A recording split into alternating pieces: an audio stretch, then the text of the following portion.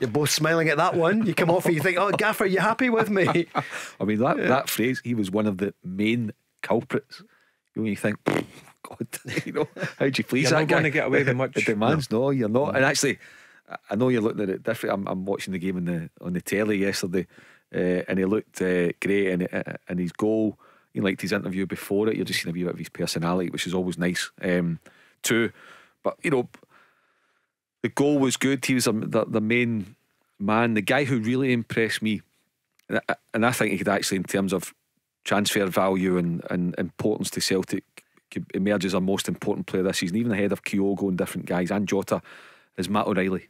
I think he, and I'm starting to really get it now why there was, I'm not saying Postecoglou wasn't bothered about losing Rogic, but you now look at O'Reilly, who's had that 6 months bedding in, albeit he made a fantastic impact right away.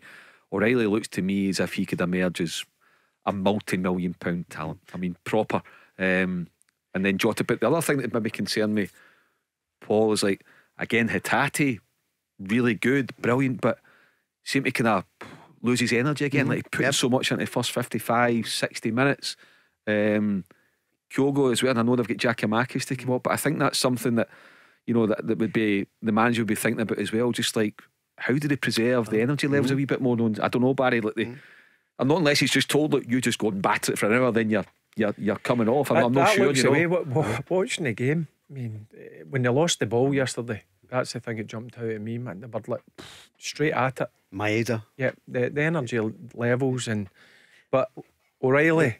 Let's stick on the builder, as they call him. I watched the Fawlty Towers. Do you know what? Just watching it, he's very, very elegant on the ball. And to me, he looked as if he shredded a wee bit as well. That would probably one thing that I think you've got to be fit to play under Postecoglou.